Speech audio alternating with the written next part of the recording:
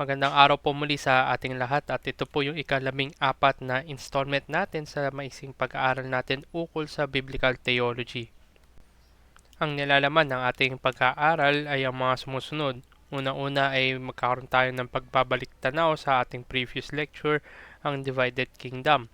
At bubuksan natin ang aklat ni Jonah, titingnan natin ang mensahe ni Jonah, at titingnan rin natin kung paano pagkakagamit dito kay Jonah sa bagong tipan, at magagawa rin tayo ng mga practical application ukol dito sa aklat ni Jonah. At sa panghuli ay titingnan natin kung paano nga ba ginagamit ito, itong aklat ni Jonah. Ito ba'y allegory, ito ba'y parable, o isang history? Sa ating review, moving back sa history, na enshrine si Haring David noong around 1010 BC. At siya ay nanungkulan o nag-reign siya for 40 years. 970 BC ang sumunod sa kanya ay ang kanyang anak na si Solomon, at ganoon din si Solomon ay 40 years din.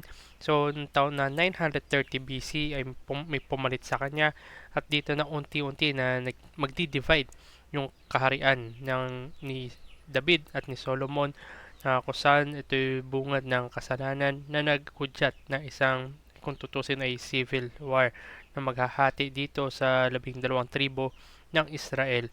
Ang magiging hati niyan ay 10 and 2. Pwede natin sundan yung pulang linya, pulang lane sa taas. Ito yung nagdi-describe or pinapakita yung history ng mga hari sa Israel. Ito yung Northern Kingdom.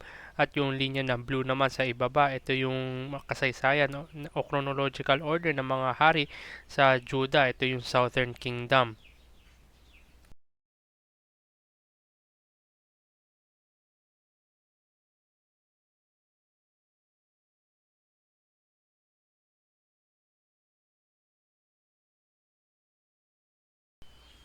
So from 930 BC ay unti-unting sinusubaybayan natin, naroon ring mga transition ng mga hari patungo sa eventual demise ng Northern Kingdom na Israel at Southern Kingdom ng Judah.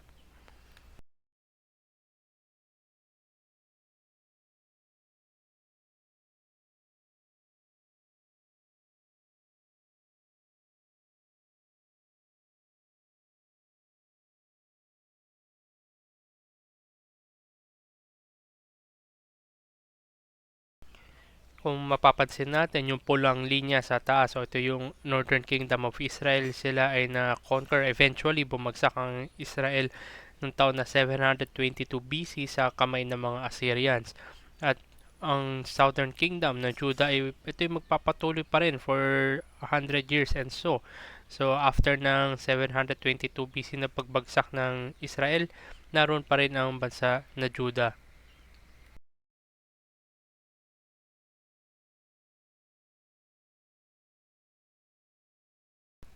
Ngunit hindi rin nagtagal dahil taon na 586 BC ay babagsak din ang Southern Kingdom ng Judah sa kamay ng mga Babylonians.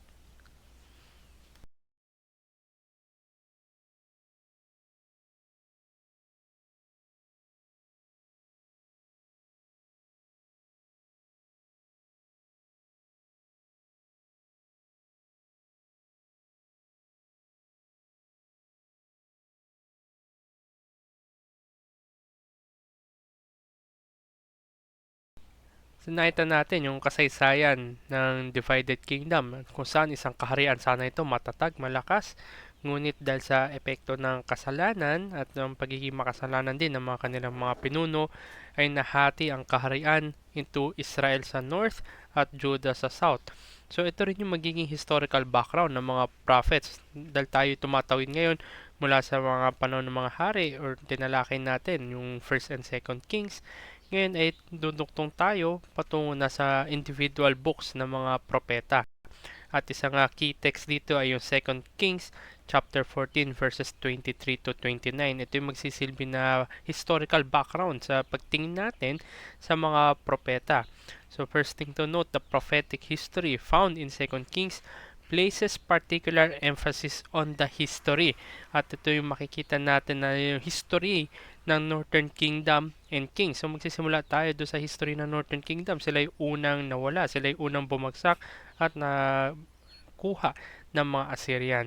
And the Assyrian Empire led by Shalmaneser III, had forced Jeroboam's great-grandfather, si Jehu, na magbigay o magbayad ng tatawag na tribute noong taong 841 BC. So during the years 782 hanggang 745 BC, ang Assyria ay kung tutusin unti-unti silang humihina, nagiging silang fragmented into various governor-ruled states and threatened by the expanding kingdom of Urartu to its north. So bagamat babagsak sa kamay ng Assyria itong northern kingdom, ang time na ito kung tutusin ay humihina din itong Assyria. At ang nanghihina na kaharian ng Assyria ay unti-unting lalakas muli. At ito ay dahil sa hari na siyang magra-reign na si Tiglath-Pileser III. Siya ay naghari no 744 BC hanggang 727 BC. So until the Assyrian king, ito si Tiglath-Pileser III, came to power during the reigns of Uzziah, ito yung hari ng Judah, noong panahon na 792 hanggang 740. At sa Northern Kingdom naman ay si Jeroboam the second, yung time na iyon. Shalmaneser or ito si Tiglath-Pileser III, he quickly established his supremacy over Mesopotamia, even over Babylon. Ang panahon na ito, ang Babylon ay up and coming na kingdom pa lamang. So, ang Assyria, sila yung established power, sila yung matuturing natin na malakas, sila yung world power noong time na ito. And few armies were as hated as the Assyrian army, even in a time and culture that was not known for respecting human life. Assyrian tactics and policies toward their enemies were notoriously brutal. Bagamat hindi uso nung time na ito yung tatawag na human rights, at kahit sabihin na natin yung mga rules or engagement sa mga digmaan, ang time na ito ay very brutal, very no mercy kung tutusin, pero walang papantay dito sa Assyrian na ito.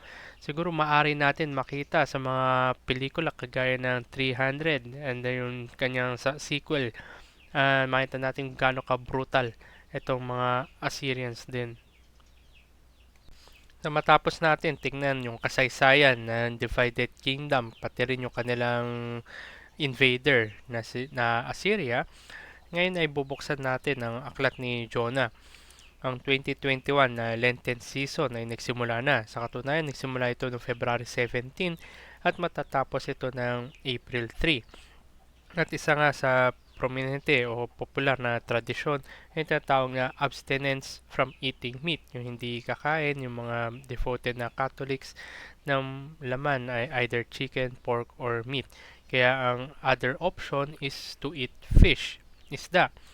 At sa karamihan siguro ng mga Pilipino, Roman Catholic man o hindi, sabi nga nila na umaaray ang kanilang wallet dahil mahal ang karne.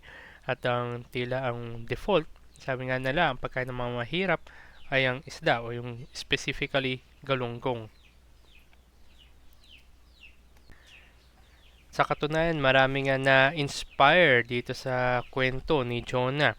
At sa katotohanan lang, ay sinama ito ni Michelangelo nung sinimula niya i-paint ang Sistine Chapel. So yung ceiling nito, makikita doon, may portion doon na dinedicate dito sa storya ni Jonah.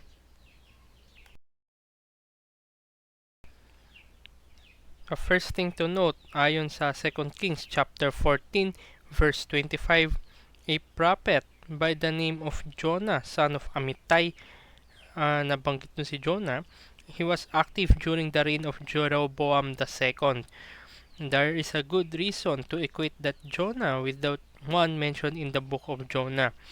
So, to appreciate yung mensahe nitong Jonah, ang bawat reader nga dapat ay magkaroon ng understanding ng historical context nito. Kaya sinimulan natin pag-aral na ito sa kanyang historical background.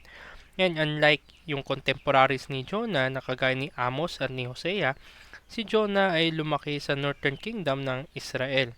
So while the Assyrians had been very aggressive enemy against Israel a century earlier, by Jonah's time, their power had waned. Ito ngayon na banggit ko kanina na yung time na iyon ay humihina rin kung tutusin ng Assyria until mag-come into power itong si Tiglath-Pileser.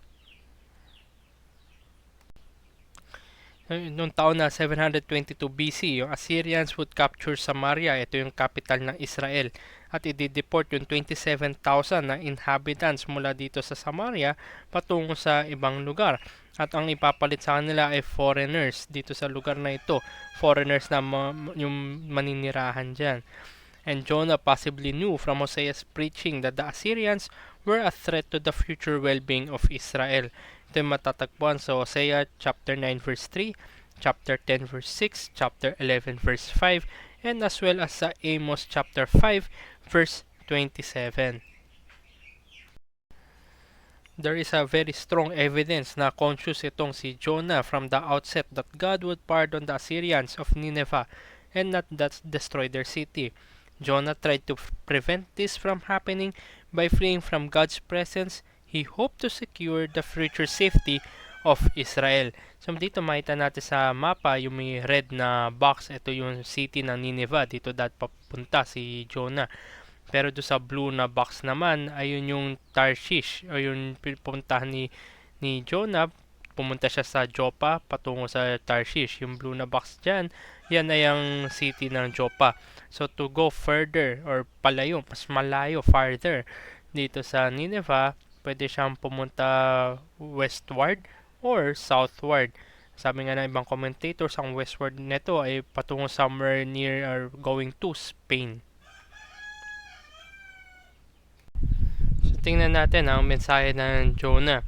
Simulan natin dito sa chapters 1 and 2. Saan makita natin Jonah, the sailors, and deliverance. So in the opening verses, God tells the prophet Jonah to go and preach against the city of Nineveh. Surprisingly, instead na siya ay sumunod, si Jonah ay lumayo pa. He flees God and takes a boat headed for Tarshish in the opposite direction. Ang Nineveh, ito ay located sa northeast of Israel, habang yung Tarshish is at the other end. Then God hurls a tremendous storm against the boat.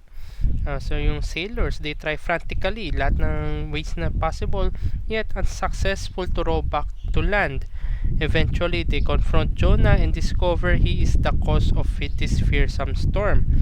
So reluctantly ay inihagis nila ito si Jonah patungo do sa dagat, sa karagatan. And the storm ceases immediately, causing the sailors to fear God and to offer sacrifices to Him. So, alalahanin natin yung ganitong klaseng logic ay kagaya ng mga kaibigan ni Job. They are using yung cause and effect reasoning. Halimbawa, dahil nga tinapon nila o hinagis nila si Jonah doon sa karagatan ay tumigil ang itong matinding storm. Ito yung cause and effect. At similarly, ganito rin yung sa pagsabi o pagsulat sa Proverbs at kahit yung sa Deuteronomy. Pero maging babala sa atin, maraming superstitious beliefs that requires a sacrifice to the appeasement of gods or supernatural creatures or phenomenon at hindi basihan o hindi tamang gamitin ang account na ito para i-justify na kailangan mag-sacrifice para magkaroon ng mapayapa o kapayapaan yung matinding bagyo o kahit yung karagatan. At ngayon ma-encounter natin yung great fish that swallows Jonah. So this is the way the Hebrew Bible calls this creature and we immediately assume it must be a whale. The early Greek translation of the Old Testament, yung Septuagint na tatawag, translates this with the Greek word that means a sea monster. So Jonah spends 3 days and 3 nights in this creature do sa loob nitong great fish na ito. And also in chapter 2 of Jonah, the prophet cries out to God from within the creature. So in this regard, Jonah chapter 2 is very similar to some of the Psalms, kung saan God hears the cry of His saints na sila'y tumatawag sa Diyos. And here, God hears Jonah's cry and the creature spits him up into the dry land. Next, we come to chapters 3 and 4 netong Jonah. Jonah, the Ninevites, and deliverance. So Jonah is now more obedient and finally goes to Nineveh and preaches a very brief message of coming judgment. Sa katunayan, Nineveh is a great city. Ang sabi nga doon, 3 days journey in breadth. Ito yung sa chapter 3 verse 3. So 3 days journey daw yung haba o yung lawak nitong Nineveh. but Jonah only covered a third of it. Sabi niya sa verse 4 na chapter 3, going a day's journey. But in spite of all of this, through the power of God, in the faithful proclamation of the Word of God, tinawag sila'y mag-repent, sila'y pumunta, tumalikod sa kanilang mga gawain at lumapit sa Diyos sapagkat God will destroy them dahil sa kanilang wickedness. Ito yung mensahe na pinoklama ni Jonah doon. And the power of God, through the power of God, the people of Nineveh repented. Ito yung makita natin sa verse 5 ng chapter 3. Then next we can see that Jonah became angry and complains to God that he knew God was gracious and compassionate, and that was why he did not want to preach to the Ninevites. Ito is verses 1 and 2 ng chapter 4. So masasabi na natin na ito si Jonah kagaya na isang pouting child, yung bata na nagre-reklamo sapagkat hindi nakuha ang kanyang gusto. Jonah then asked God to take his life. God instead gave Jonah a mild rebuke. Jonah then goes outside the city to sit and wait to see what would happen. Surprisingly, God provides another miracle in the form of a plant, providing shade to him. So ito yung ginawa ng Diyos. However, on the next day, isang worm, kinain yung plant. Jonah complains to God again.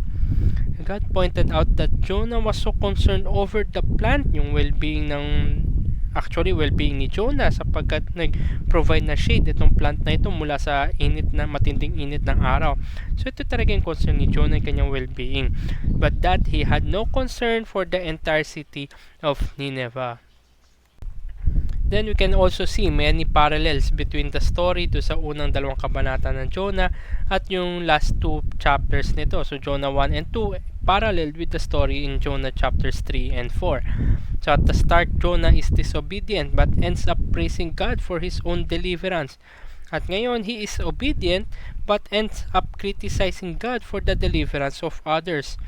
Likewise, the boat, sailors, the captain, and the giant fish do sa chapters 1 and 2 ay masasabi natin parallel kagaya ng city of Nineveh, yung mga Ninevites, yung hari ng Nineveh, at as well as the plant, sapagkat ito nga ay masabi na natin na dahil nga do sa nangyari do sa account ng boat na kung saan in-encounter nila yung matinding bagyo, and eventually the captain and the sailors were delivered sa pamamagitan ng paghagis nila kay Jonah patungo sa karagatan.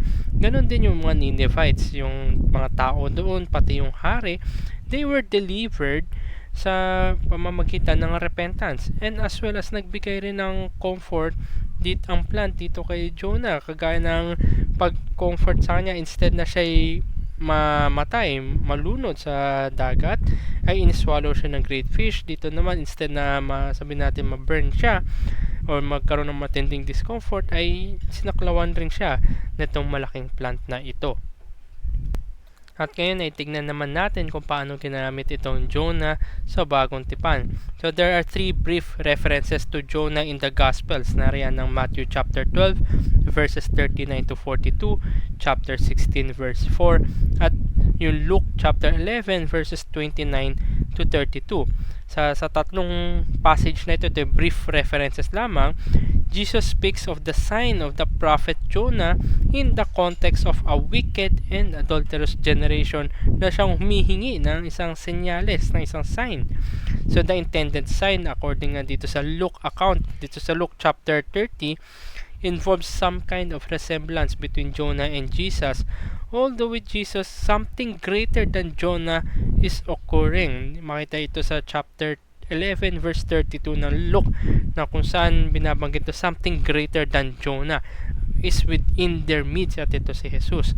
Kaya maging babala lamang rin sa atin, bagamat may parallels dito, yung drawing parallel between Jonah and Jesus, it must not be pushed too far, for they are in many ways different.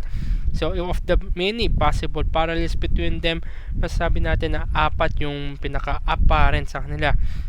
Unang-una, Jonah and Jesus called people to repent. Ito yung mensahe mismo na dala-dala yung pinronounce ni Jonah sa Nineveh, at ganun din yung pinoproklama ni Jesus sa kanyang earthly ministry, one of repentance.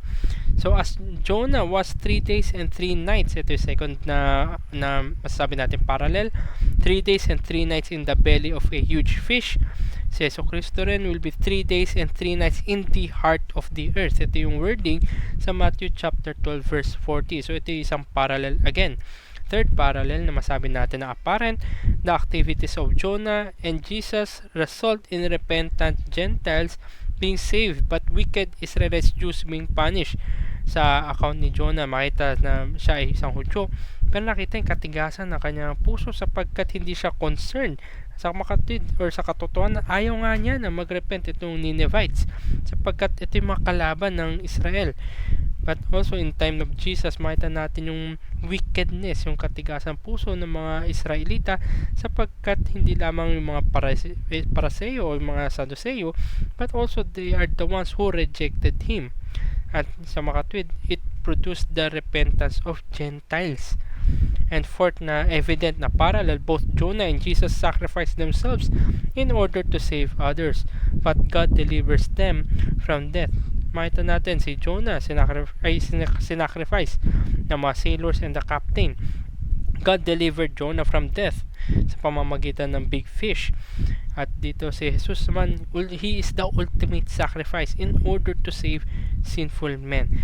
So the point being is this, that the sign of Jonah may consist some or all of these elements. Ito yung masasabi natin na within boundaries ng parallels ni Yeso Cristo at ni Jonah. Itong apat na apparent na parallel na aking nabanggit. Pagamat yung account ni Jonah ay masasabi natin nangyari noong 8th century BC. Ito yung time na 799 BC hanggang 701 BC. Ito yung very relevant pa rin. Ito yung very timeless. So for all time, paano nga naman natin i-apply ang account na iyon sa ating buhay ngayon? May tatlong bagay. Una-una, obedience to God. Pangalawa, God's compassion. And pangatlo, God's indictment. Firstly, obedience to God. God already gave us His Word.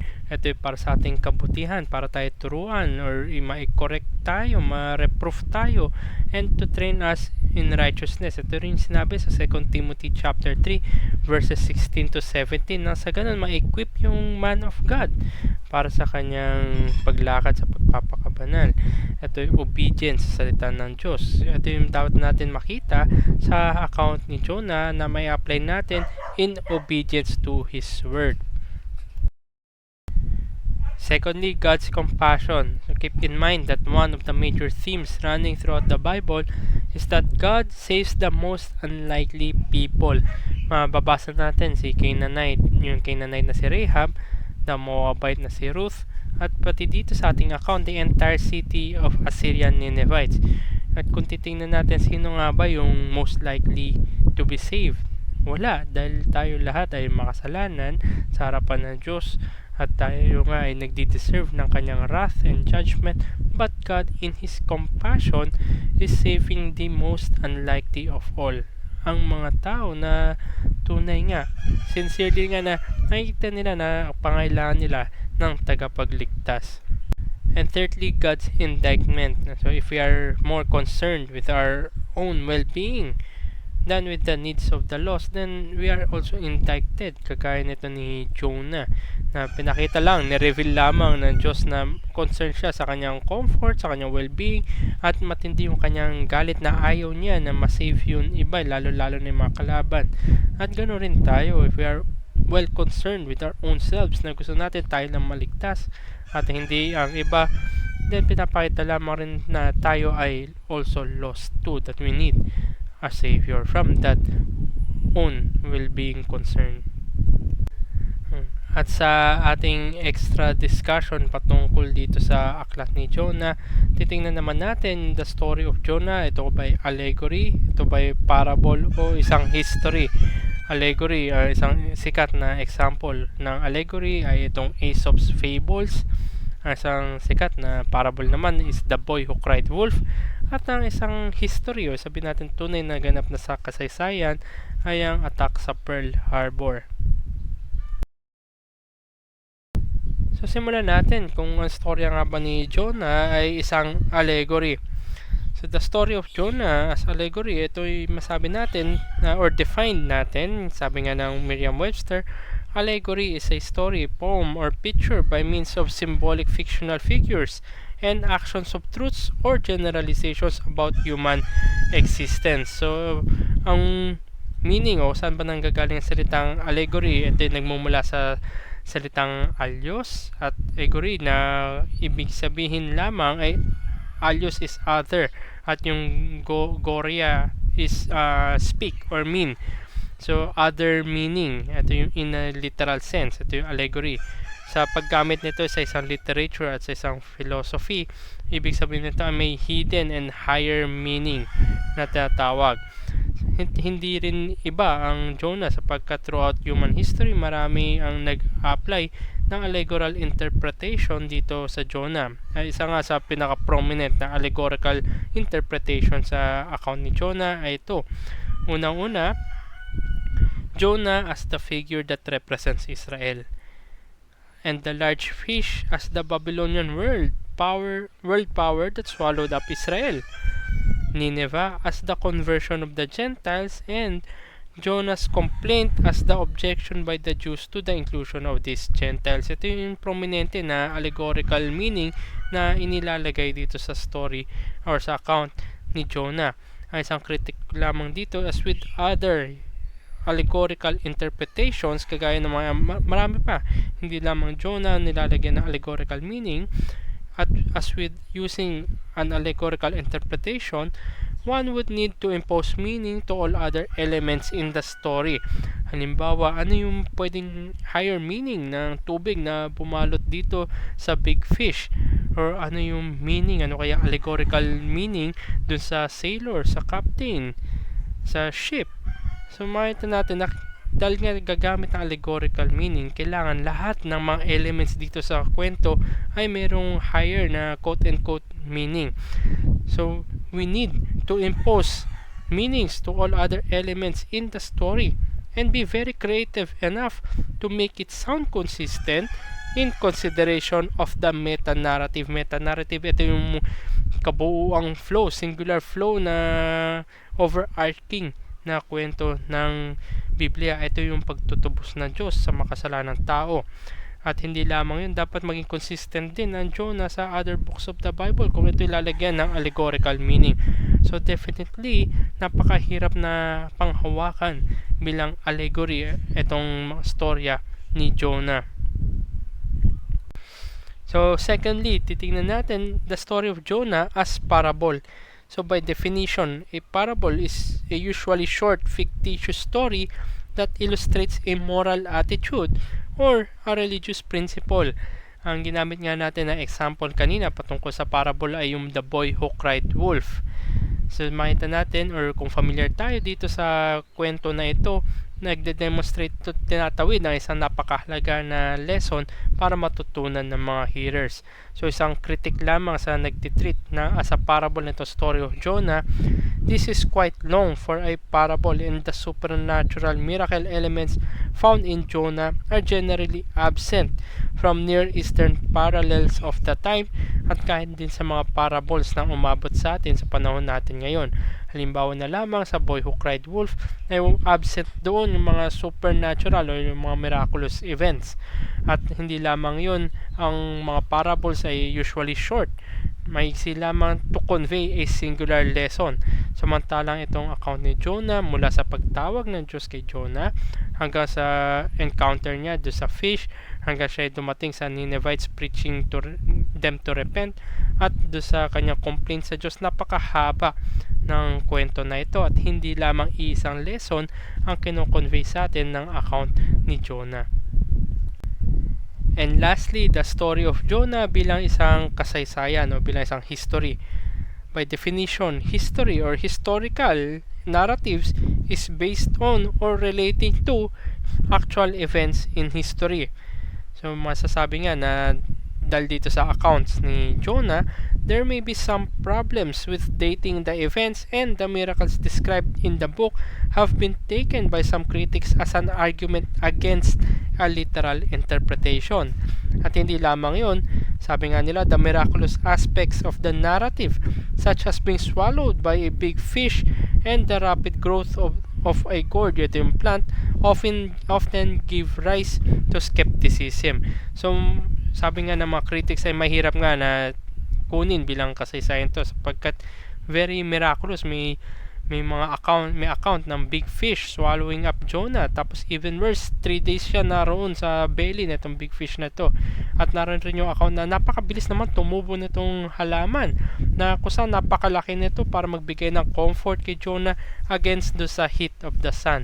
So ito yung mga sasabi ng mga skeptics patungkol sa isang literal interpretation ng account ni Jonah. But it is my position, at ito yung aking paniniwala in all my study, is that the story of Jonah is a historical narrative. Ito ay nangyari sa tunay na kasaysayan for the following reasons. Una-una, Jonah is a historical figure. Nabanggit nga natin kanina sa ating panimula, 2 Kings chapter 14 verse 25, na kung saan may tinatawag doon of a prophet named Jonah who lived in the 8th century BC. 8th century BC, meron tinawag na propeta na Jonah. So this lines up the timeline of the events of the book of Jonah, and it would line up with the Assyrian Empire being very powerful at that time. So magtutugma, papantay. Meron prophet Jonah yung time na yon. Tapos ang kanilang kinahaharap ay ang Assyrian Empire na very powerful that time. So mayroon correspondence dito. And also, the story presents itself as a historical narrative. Specific historical and geographical details are characteristic of historical narrative and not of allegorical stories. Ang actual places, actual events, actual people, ito ay very rare na lumabas sa isang allegorical na storya. Halimbawa lamang do sa Aesop's Fables ay halos wala na nabanggit yung time, place, and people na existing in history. Third is that there is no strong evidence against it being historical.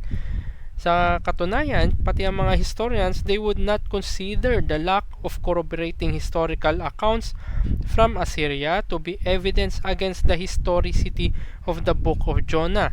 Ibig sabihin lamang, hindi ibig sabihin na wala nito sa accounts na Assyria ay hindi na nangyari yon, sapagkat ang itong mga historians, whether believers man sila o secular historians, whether they believe the story to be true or not, ay hindi nila tatanggapin na sufficient or enough evidence yung evidence of absence.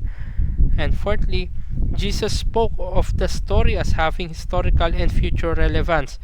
Sa Matthew chapter 12 verses 40 and 41, Jesus declared, "The men of Nineveh will rise up at the judgment with this generation and condemn it, for they repented at the preaching of Jonah."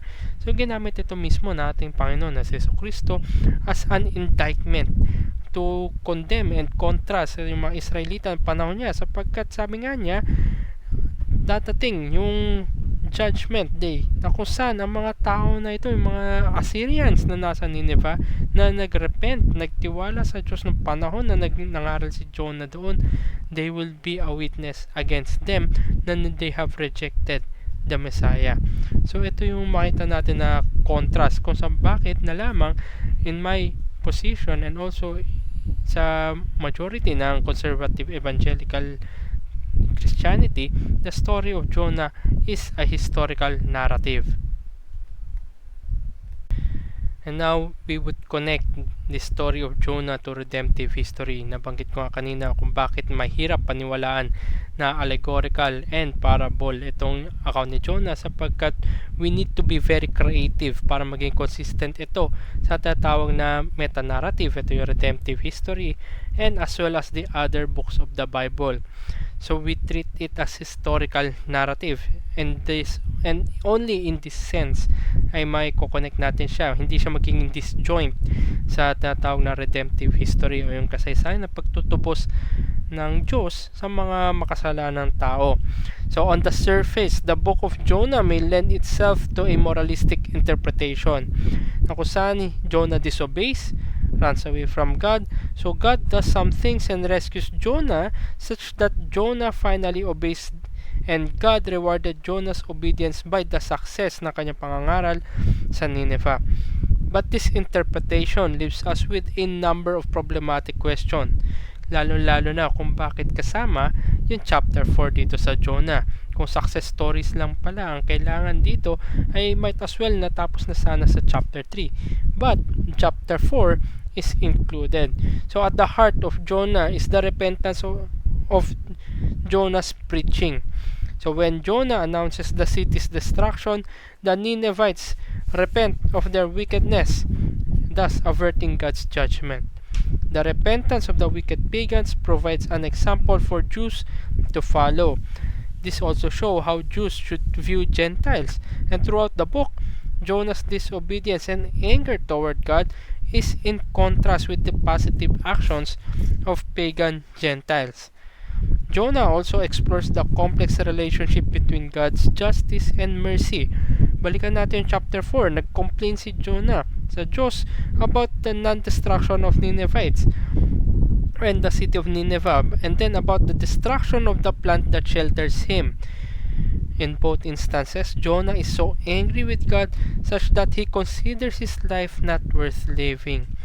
Jonah appraises God's actions in terms of how they will impact him personally. So ito yung pinapakita natin, very complex ang ating or yung relationship ng justisya ng Diyos at ng awa ng Diyos. So, galit na galit si Jonah. Marahil tayo din kung bakit hindi dinestroy ang ating mga kalaban. But instead, tayo rin ay nagagalit sa Diyos sapagkat dinestroy niya sa account ni Jonah yung bagay na nagbibigay ng comfort sa kanya.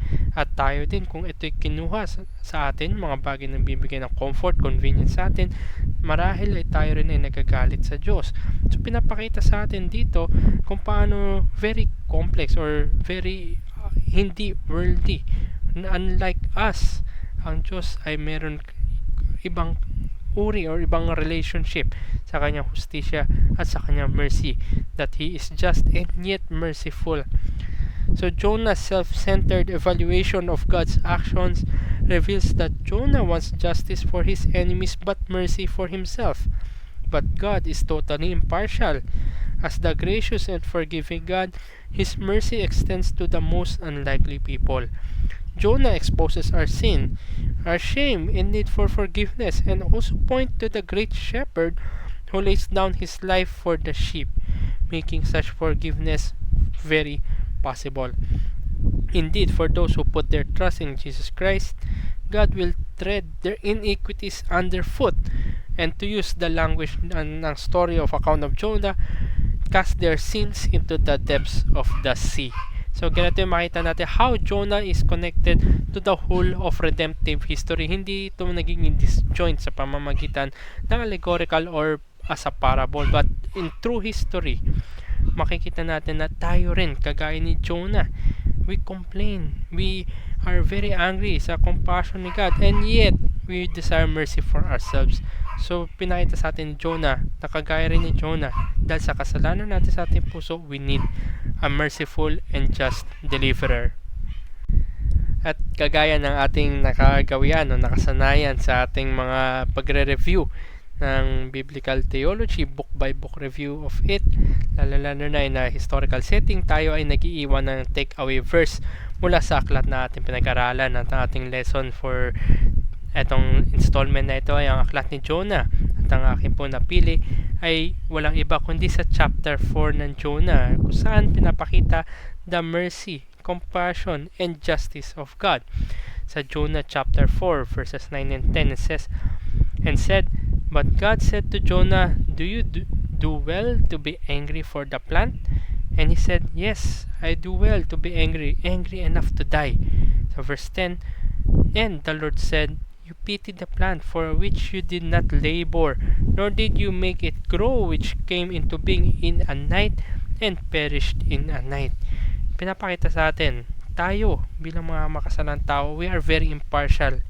We desire mercy for ourselves and desire justice for our enemies. And kung tinanggal sa atin yung convenience natin or mercy is shown sa ating mga kalaban, we complain. Pinapakita rin na ang realidad na tayo nga ay makasalanan pa rin. And yet, God in His mercy, through His only begotten Son, Jesus Christ, sa kanyang self-atoning sacrifice, sa kanyang perpektong pagsunod sa requirements ng batas, na law of God, at sa kanyang perfect na pagbibigay ng sa penalty ng batas, atonement was completely and finally made.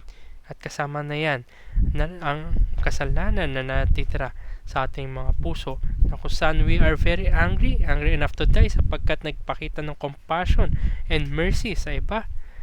But magi itong indictment sa atin that instead we must be joyful, we must be happy, and we must rejoice sapagkat God also showed compassion and mercy to sinners, other people and other sinners just like us.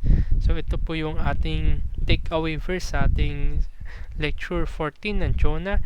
Nawa ay naging edifying ito at nagdagdag ito sa atin ng more appreciation sa pagtutubos na gawa ng ating triune God. Salamat po muli sa bawat isa at pagpalain po ang bawat isa sa atin.